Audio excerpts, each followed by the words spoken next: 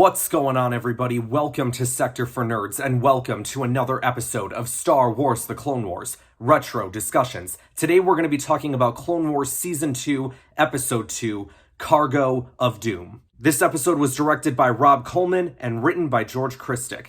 The cookie for this episode: overconfidence is the most dangerous form of carelessness. If you guys could do me a huge favor, be sure to like this video and subscribe to the channel. There's so much amazing content going up on my channel in the year of 2024, so make sure that you guys don't miss any of it. Alright, you guys, so before I started this video here today, I started reading through this email of intro guys. You know, we were talking about stuff for Season 2, going over some things, and he obviously wants a couple changes here as I've been reading. Like, he wants, you know, the intros to be a little bit better, which, you know what, I completely agree with. That's why we got him the new music. I think the new music's working out pretty good. You guys heard it last week if you tuned in. But I was just finishing up here, so let me just finish up this email real quickly.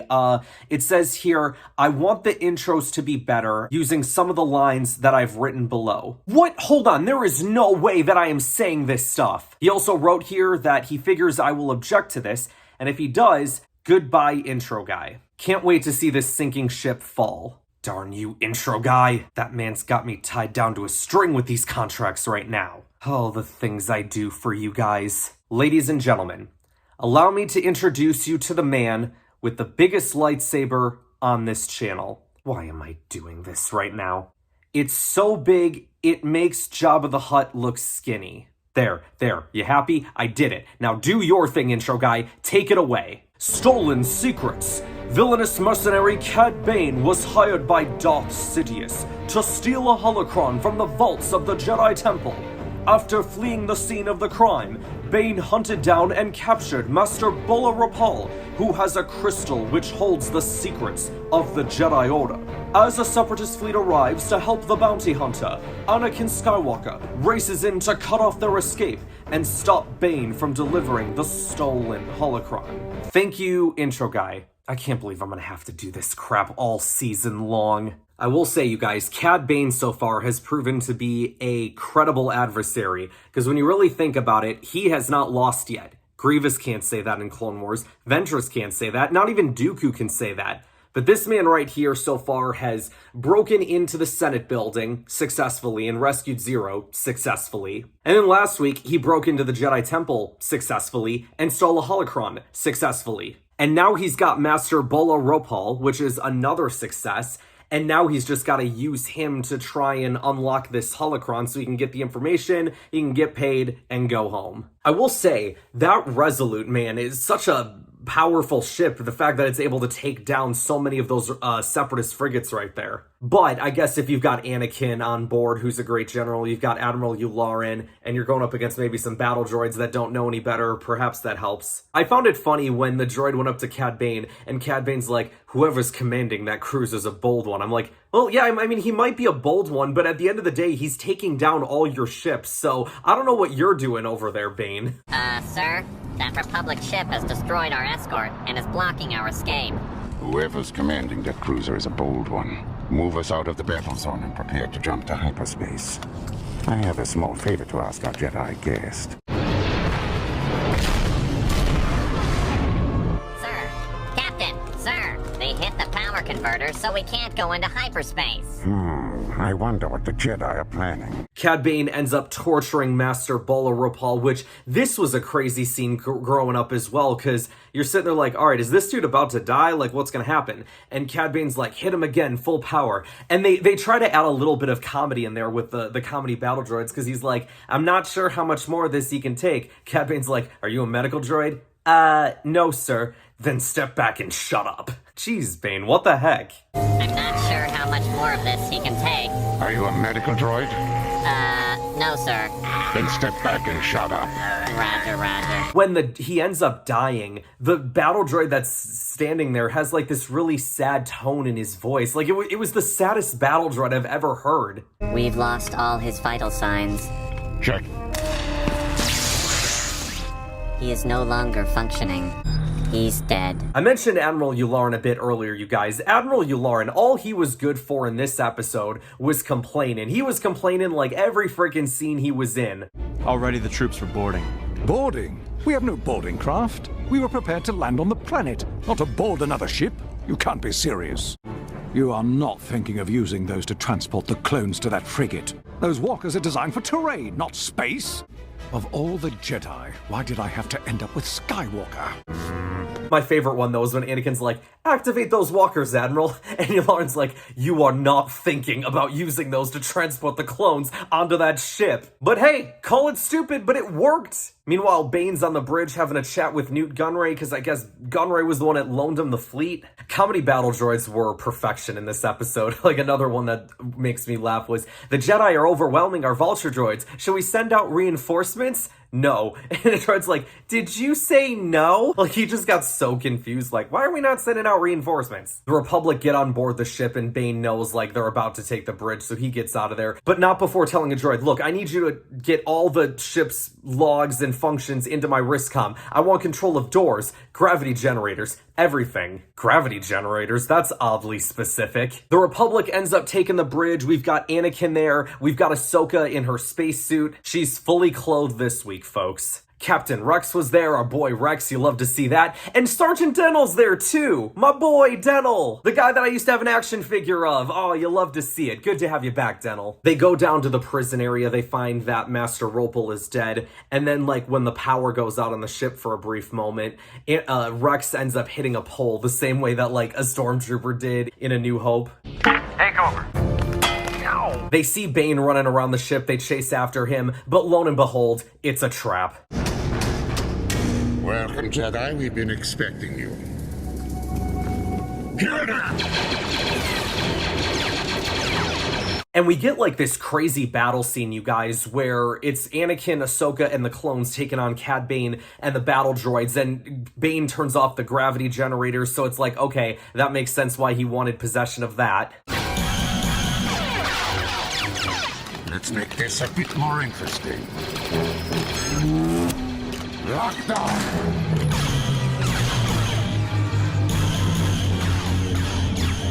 Magnetics! You were trained for this! And it felt like there was a level of intensity in this battle, not just because you're going up against Cad Bane, who's like a really good gunslinger, and he was taking down plenty of clones in this battle, but you also have the added effect of the cannon shells that were getting thrown around the room, because it's like, all right, you hit one of those shells, and this fight is over. And eventually it does get to that point after Cad Bane leads Ahsoka away. Ahsoka and Bane have a little encounter, and it does make you wonder, like, did Bane kind of throw the fight a little bit so he could get himself on the ground, make Ahsoka get overconfident, and then go, ha, gotcha, zappity zap. Because he did say, I got you right where I want you. And at first you make it think like, oh, it's just his blaster, like, oh, well, that didn't go well, what are you gonna do? And then like when he smiles on the ground and grabs her, it's like, oh, I wonder if he planned for that. And this scene, you guys, that we're about to talk about is probably my favorite in this episode, and probably the reason why like this is my favorite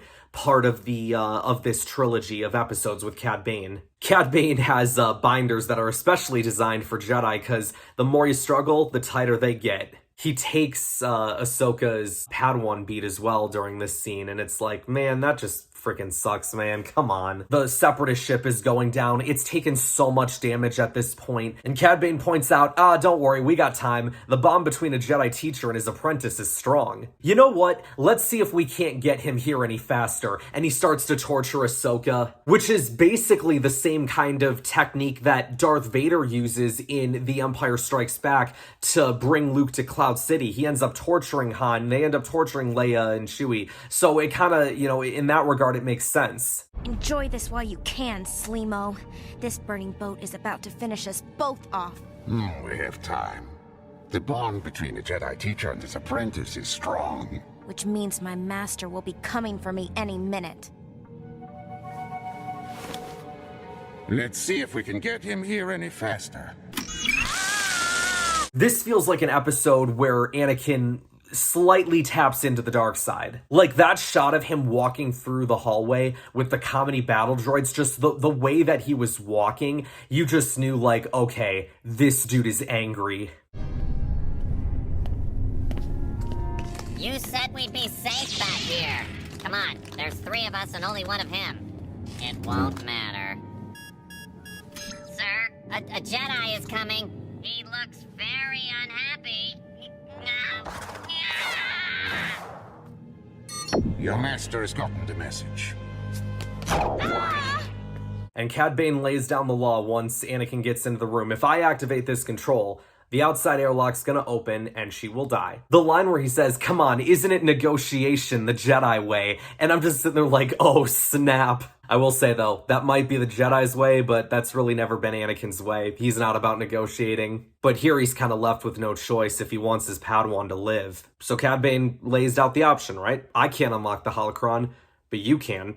Last Jedi that had wouldn't open it. You better not make the same mistake or she's gonna die. What I love so much about this scene is because, first of all, you see, like, the bond of Anakin and Ahsoka right here. The fact that Anakin isn't willing to let her die. But also Ashley Eckstein's performance in this scene as well, because you see in Ahsoka's face, like, she's at a point now where she kind of realizes, like, oh, like, he's about to sacrifice himself for me. And I don't want him to give the enemy what he wants. And so she like begs him. And this is where I said Ashley's performance was just so brilliant. We don't have much time. Hurry it up, Jedi, or she dies. No, Master! Don't do it! I can't let you die, Ahsoka. Master, no! And then, like, the continuation of that scene where he opens it and everything just feels calm and collected. And the way that he opened up the Holocron, it's so interesting because, like, you don't normally see, like, a calmer side to Anakin. Like, Anakin a lot of times is usually a much more aggressive Jedi. But it's like, I think he was just trying to pick his moment, right? And I don't know if it was the right moment, the wrong moment, but he ends up giving Bane what he wants. He opens up the Holocron. Bane puts the crystal in. It has like this weird looking shape to it once it's open. And once Bane has possession of it, and it's like, oh, the lost treasure, I have it. Anakin force pulls the lightsabers. Ahsoka stands up. She knows what's about to go down. Anakin starts taking out the super battle droids, and then Bane makes his getaway. My employers will be most pleased.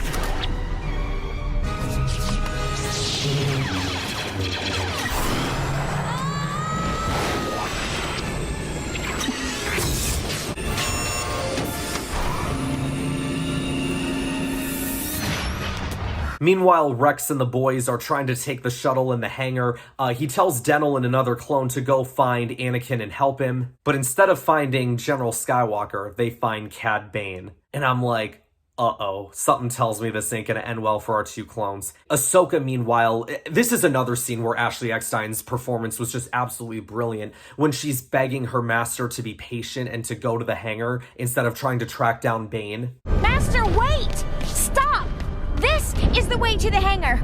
We must get off the ship now. I can't let Bane get away. Patience! Master, patience. You're right. And all of a sudden they look up, and there's our good old boy Denel. Frickin' destroys Cad Bane. That's my guy. Sergeant Denel is the greatest clone to ever live. Cad Bane undefeated my butt. Sergeant Denel is a conqueror. But unfortunately, he didn't get the Holocron. He can't do everything, folks. Calm down. Now, in all seriousness, the moment that the trooper went onto the ship, I kind of knew something was off. In the back of my mind, I kind of knew, like, okay, that clone is Bane, right? And then Yularen gets mad for like the third or fourth time in this episode, like, oh, did you recover the Holocron or capture the bounty hunter? Oh, so the mission was your usual version of success then. And Anakin's like, well, if by success you mean that I won, then yeah. Why are you so hostile, Yularen? What's wrong with you? Stop being so defensive.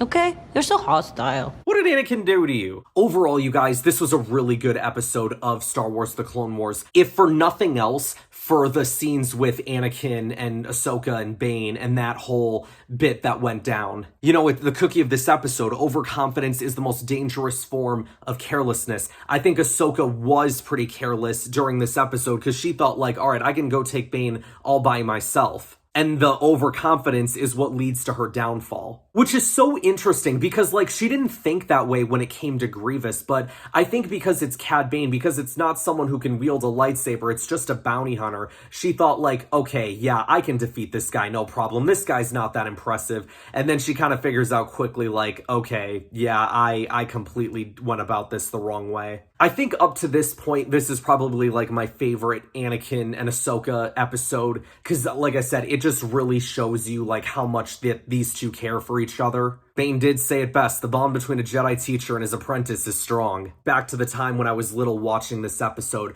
I did take a moment, like after watching this episode, like, man, to think that Anakin wanted nothing to do with her when they first met. And now he's just like, he cares for her so much as like a little sister, and he doesn't want to see her die, and it's like, wow, like how much things can change, you know? Alright, you guys, I think that is going to wrap us up for today. You guys got to let me know in the comments below what you guys thought of this episode. Did you like it? Did you not like it? What are your thoughts? And be sure to like this video, subscribe to the channel, share this video with others to help support the channel, and I will see you guys next time.